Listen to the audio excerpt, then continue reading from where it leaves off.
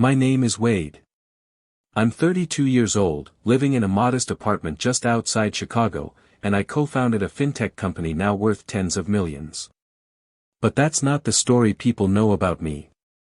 No, in the eyes of my family, I'm still just Wade, the quiet one, the afterthought, the guy who does something with computers. It wasn't always this way. There was a time I believed I mattered to them. That if I worked hard enough, earned enough, and showed up for them when they needed me, I'd finally be seen, not as Ryan's awkward little brother, but as someone worth loving. But I was wrong. It was April 25th, my mother's 60th birthday. The backyard was glowing under the golden afternoon sun, balloons bobbing in the breeze, the scent of barbecue curling through the air. Laughter echoed between the picket fences. Everyone was there, relatives, neighbors, even childhood friends I hadn't seen in years. I stood quietly by the drink table, holding a cold bottle of water. I'd arrived early, helped set up, tied balloons, arranged chairs. I'd bought my mom a silver necklace with a sapphire pendant, her favorite color. I had it in my jacket pocket, waiting for the right moment. That moment never came. My father, flushed from one too many beers, stumbled forward in front of everyone. His voice, gravel and whiskey, cut through the music. "Wade," he barked. "If you don't leave right now, don't ever call me your father again." Just like that, the music faded. Conversation stopped mid-sentence.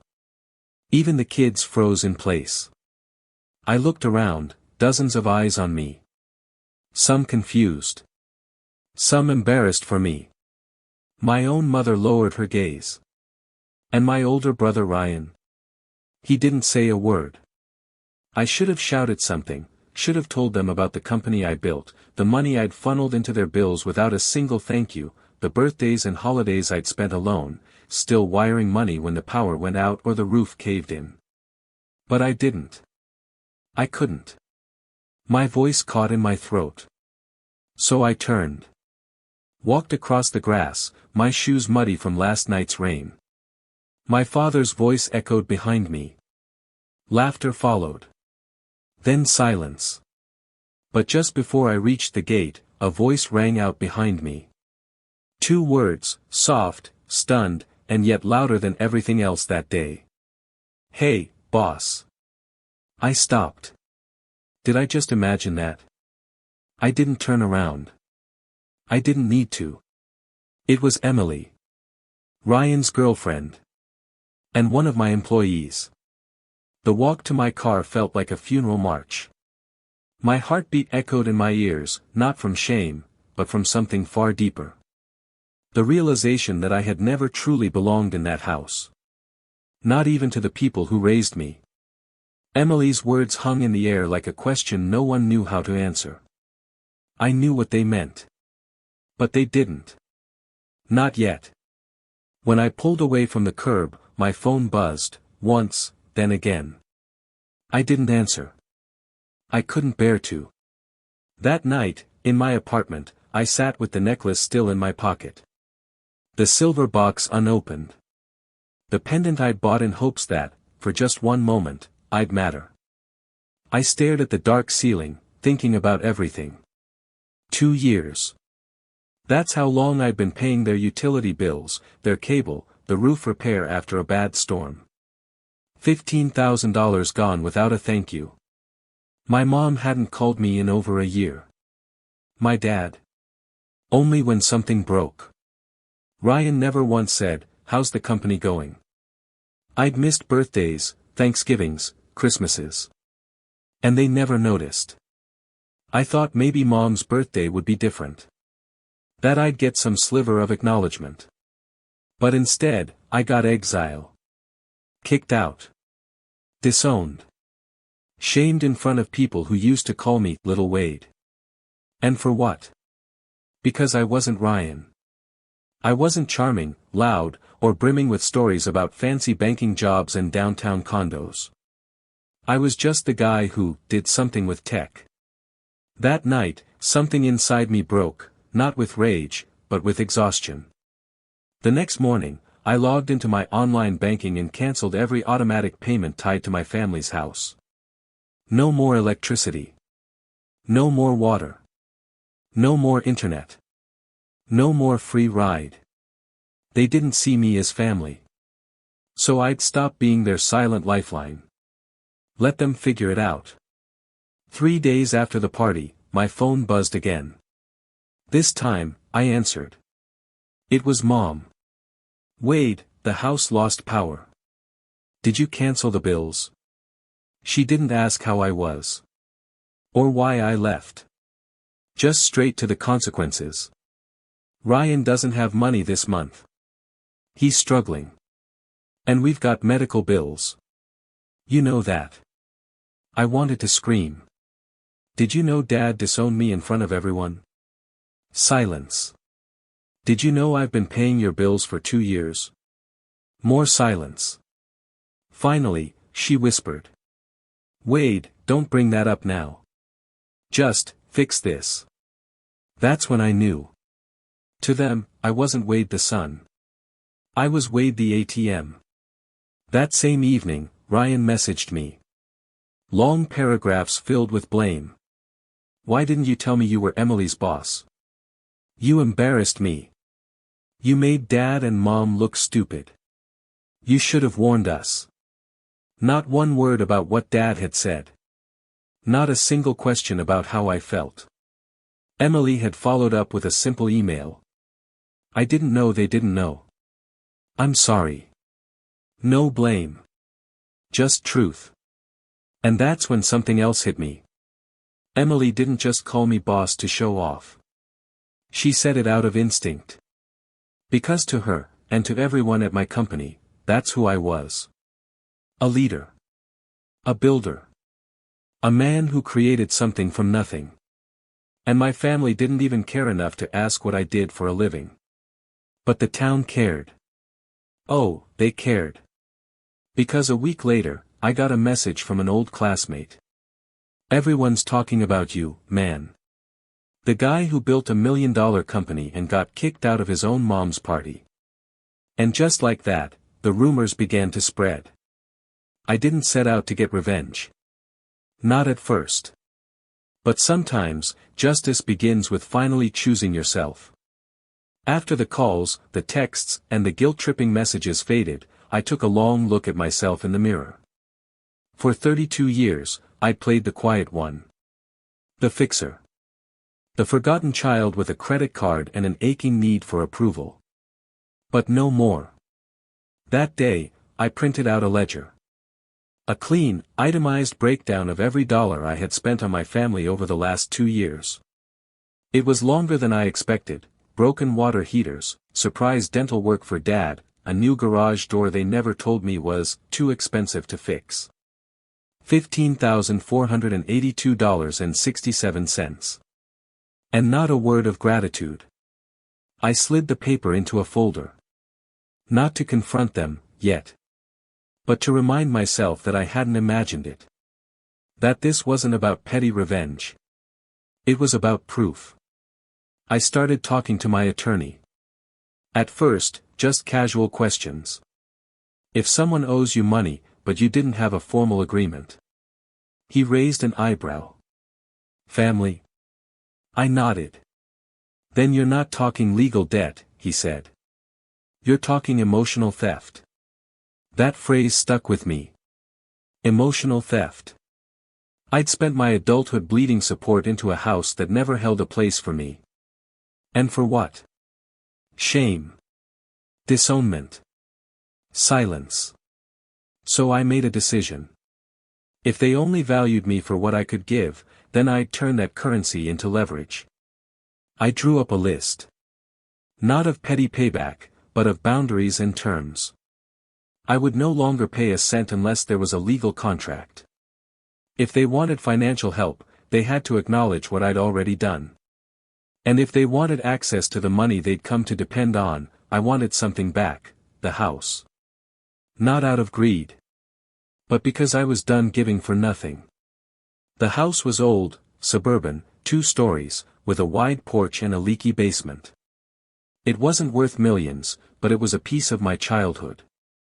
A symbol of everything I'd been excluded from. So I planned to make it mine, not by stealing it, but by putting value on what I'd already done. In the meantime, I called the utility companies. Made sure my name was fully removed from the accounts. I let my silence grow roots. I posted nothing online. Said nothing to relatives. And yet, the whispers swirled like a storm. Apparently, Ryan and Emily had broken up. And Emily had stayed at the company. Professional. Respectful. Quiet. But her truth-telling had shattered a dam I'd never dared to crack open. She came to me one day after a meeting, hesitant. I didn't mean to cause problems. I shook my head. You didn't. You did something I couldn't. She nodded, almost relieved. Ryan's, not who I thought he was. I didn't ask for more. I didn't need to. I wasn't interested in their drama anymore. I had something better now. Self-respect. And for the first time, I was going to use it. It was a rainy Thursday evening when the doorbell rang. I hadn't spoken to my parents in weeks. The silence had been blissful. Peaceful, even. No messages. No sudden utility bills. No passive-aggressive guilt from relatives. So when I opened the door and saw them, my mother and father, soaked from the downpour, their faces tired and drawn, I knew exactly why they were there. Not for me. But for what I could do for them. Wade, Mom said, her voice trembling. We need to talk. I stepped aside, letting them in. The living room was modest, no designer furniture, no framed degrees on the wall. Just a small couch, a coffee table, and the soft hum of rain against the windows. They sat like they used to when they came to borrow money, calm, entitled, expectant. Dad leaned forward first, ever the one to take charge. What happened at the party? It was a misunderstanding. I raised an eyebrow. You called me an embarrassment. Kicked me out in front of everyone. He waved a hand, dismissing it. You misunderstood. I was trying to motivate you. By disowning me? Mom jumped in, her voice soft and syrupy. Ryan's been struggling since Emily left. And the house, it's falling apart. The power's been out. Medical bills are piling up. Can you help? There it was. No apology. No ownership.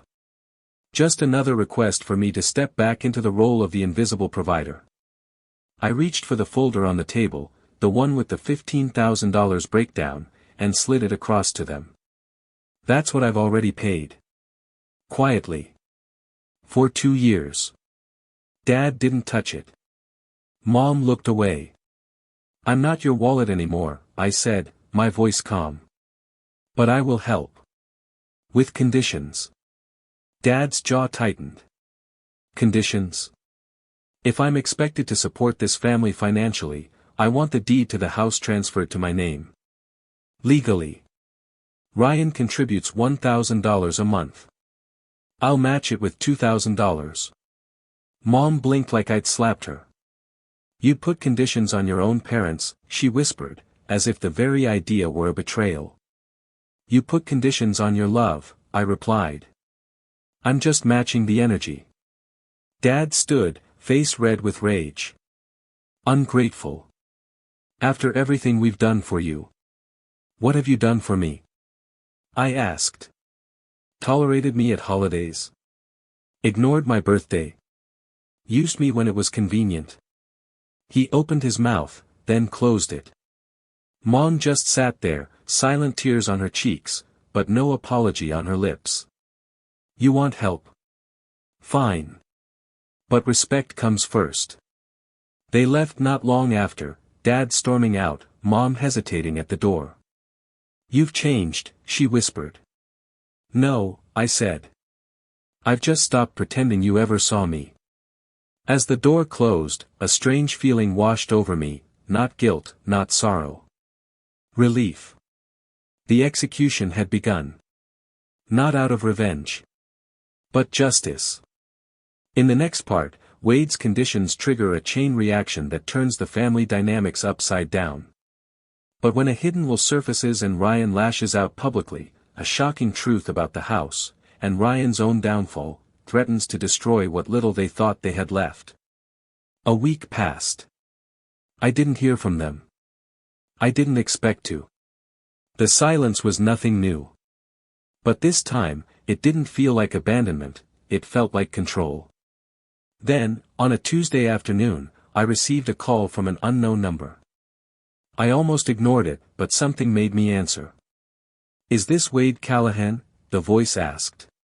"Yes." "Who's this?" "My name is Martin Holloway. I'm the attorney managing your grandfather's estate." I froze. "My grandfather?" "Yes. Your mother's father, Frederick Grayson. I understand you were estranged, but I need to speak with you in person." I hadn't seen Grandpa Fred since I was a kid. He'd passed away over a year ago, and I hadn't even been told. Typical. I drove to the law office that afternoon. The lobby was cold and silent, the kind of place where uncomfortable truths hide in mahogany drawers and frosted glass. When Mr. Holloway brought me into the conference room, he handed me an envelope and slid a document across the table. "This," he said, "is an addendum to your grandfather's will. It was filed just weeks before he passed." I opened the envelope and pulled out the letter, handwritten, folded neatly. "To Wade. I saw what they did to you. I saw how they looked through you. But I didn't. You helped them more than you'll ever get credit for. You deserve a place in this world, and I wanted to make sure you had it. That house, it's not theirs to give. It was mine. And now, it's yours. Love. Grandpa Fred." My hands trembled. Mr. Holloway pointed to the will. "The property title was never fully transferred to your father. He's been living there, but legally, it belongs to the trust. And the trust now names you as the sole heir." I couldn't speak. Not for a full minute. I wasn't just asking for the house now. I owned it. Every memory of that house, every Christmas, every birthday, every lonely night I paid bills for a family that saw me as disposable, it all clicked into place. They'd treated me like I was nothing in a house that was mine all along. I asked for a certified title transfer and had a new attorney send an official notice to my parents. 3 days later, the storm hit. Ryan showed up at my office, unannounced, uninvited, and full of fury. He barged past the receptionist, right into the glass-walled conference room where I was mid-call with a major client. "You planned this," he shouted. "You humiliated us at the party, now you're stealing the house." I calmly muted the call, stood up, and motioned for security, but I didn't stop him. "You think you can throw your money around and act like you're better than us?" he sneered. I looked him dead in the eye. "No, Ryan. I just stopped pretending we were equals." He lunged at me, security grabbed him before he could even touch my sleeve. Emily, who had been down the hall, saw it all. Her expression didn't flicker. She just watched him like a stranger she'd once known. That night, the notice went public. Local property records updated. Wade Callahan, legal owner. My parents didn't call. But I heard through mutual friends and nosy neighbors that my father had gone red with rage. My mother fainted. Ryan was couch surfing. They were collapsing under the weight of their own pride, and the foundation they stood on was mine. The house they once kicked me out of. They now had 30 days to vacate, or pay me rent. Suddenly, the embarrassment at the birthday party didn't feel like shame anymore. It felt like justice in motion. 3 weeks after I legally took possession of the house I was once kicked out of, I got a letter. Not a text. Not an email. A folded piece of lined paper, handwritten by my mother. "Wade. We didn't know what your grandfather had planned. We didn't know how much you'd done for us over the years. But now that we're facing eviction, we see it. Please, don't make us leave our home. Your father is too proud to say it, but I'm not. I'm sorry. Mom. Sorry. That word had eluded her for decades. It hit me harder than I expected. But it wasn't enough. She hadn't acknowledged what she said, or didn't say, at the party. The years of silence. The moments I waited for a happy birthday, and got a utility bill instead. I didn't want revenge. I wanted closure. So I arranged one final meeting. I told them to meet me at the house. The home where I had once been invisible. Where they'd treated me like a ghost. I arrived early. Walked through the empty halls, pausing in the kitchen where I used to quietly do my homework while Ryan bragged about college. The living room, where my father once told guests I was just figuring things out. Now, every square inch of it was legally mine. They arrived just after sunset. Mom in a long coat, eyes swollen. Dad behind her, stiff and cold, his jaw clenched like it had been carved from concrete. We sat at the dining table. The same one where I'd sat in silence year after year. You win, Dad said, before I even spoke. You got what you wanted. This wasn't a game, I replied. You made it one the moment you pointed at me in front of 50 people and told me I didn't belong. Mom wiped her eyes. Wade. I don't know why we couldn't see you. I think we were just too busy looking at Ryan. He was loud. You were quiet. We thought that meant strong. I leaned forward, voice low but firm. Quiet doesn't mean weak. It means I had no one to talk to. Dad looked away. For the first time in my life, he didn't interrupt. You didn't just ignore me, I continued. You used me. I paid for everything without asking for a thing. But the moment I needed acknowledgement, you kicked me out. That house you tried to shame me out of. I owned it the entire time. They said nothing. Finally, Mom asked, what do you want from us?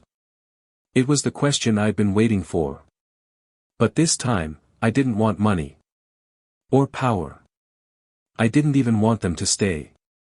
I want you to remember, I said. That you had a son who would have done anything for you, and you chose to break him instead. I handed them a folder. Inside, a rental agreement. $1 per month. No security deposit. No end date. Mom gasped. Dad's face broke for just a moment. Not into gratitude. Into shame. You're letting us stay? She asked, voice cracking. Yes. But not because you deserve it. Because I do. I'm not going to become like you. I won't throw family out into the cold. Why? Dad asked bitterly. Because I'm better than the man who raised me. They left quietly. And I stood in that house, my house, and for the first time in my life, I felt seen. Even if it was only by myself. In the weeks that followed, word spread.